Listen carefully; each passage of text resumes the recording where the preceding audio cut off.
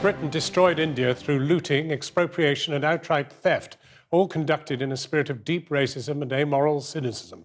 A blistering critique of our colonialist past by a man who was once one of the world's leading diplomats, Shashi Tharoor, now an Indian MP. He's just published his latest book on the iniquities of the British Empire, and its themes have echoes today.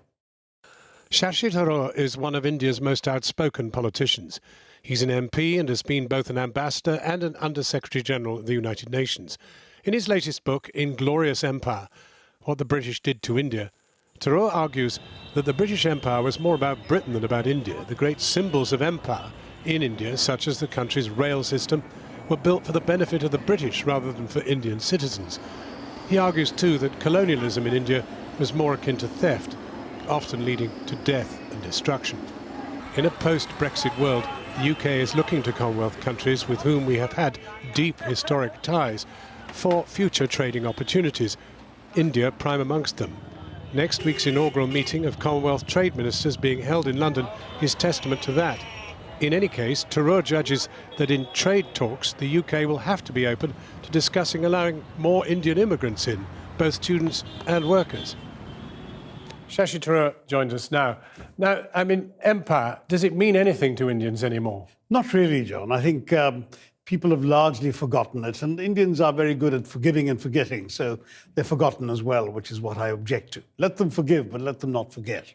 Well, of course, it still has some resonance here in that lots and lots of people wear lots of medals which have the word empire in them. Is that in any way offensive to you? Oh, no. I think, that's part of your history. You're entitled to it. So is it a British problem or an Indian problem? No, I think it is a British problem. First of all, because there is so much historical amnesia about what the empire really entailed. The fact that you don't really teach colonial history in your schools. Children doing A levels in history don't learn a line of colonial history. There's no real awareness of the atrocities, the fact that Britain financed its industrial revolution and its prosperity from the depredations of empire. The fact that Britain came to one of the richest countries in the world in the early 18th century and reduced it after 200 years of plunder to one of the poorest. But all of that is really not known anymore. This is difficult stuff because we're just about to try and do a big deal with you. We need your trade. Are you going to hold this against us? Not at all. I don't really think this is about today's relations, which are between two sovereign equal countries, John. I mean, our economy is as big as yours now. And as far as we're concerned, I think we don't need to have a chip on our shoulder when dealing with you. But I think we do need to be aware of history because, as I often say to young people, if you don't know where you've come from, how will you appreciate where you're going?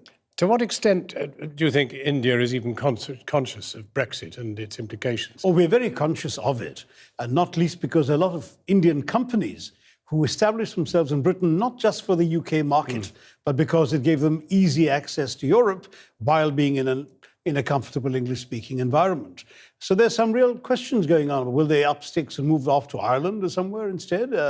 Some of these issues are very much there. Will there now be the possible free trade agreement with Britain? Well, and what about immigration? Because Indians feel very strongly about that, not least the fact that Indian students have a real problem getting here to university. And we've raised that issue, I believe, in our bilateral contacts for some time now. We're very concerned about conditions for Indian students, as well as the temporary work permits that many of them require after their studies to be able to gain some practical experience. I think I see the kind of deal which would have to be struck, which would be presumably one which would talk about free movement of people to some extent. Well, I mean, the real issue is exactly if you don't really want a lot of foreigners in this country, what exactly are you going to give India in return for selling your goods to the Indian market? I think you will need to accept that India's strengths are in providing services, in providing people, in providing expertise in areas like IT and software, which is amongst our strengths and where you can use all of this.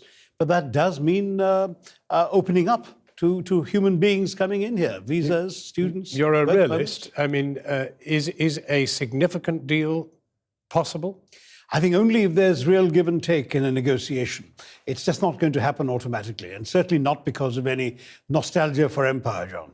Really? I mean, surely we have a special relationship, as Mr. Trump would put it. If you keep losing to us at cricket, we probably will consider that a good special relationship worth maintaining. But no, jokes apart, I think there are obvious affinities which will continue and which are there, but they're not enough. Trade negotiations are hard-headed, realistic business propositions, and there will have to be some give. And presumably not done overnight. No, and it probably can't even start officially until the EU Brexit is done, which is still some time away, isn't it? It certainly is. Well, Shashi Tharoor, thank you very much indeed for coming in to talk to us. The book sounds a pretty heavy read in the sense Oh, no, it's light and impassioned. I promise you your readers will enjoy it. Sounds positively blood-curdling. Thanks very much.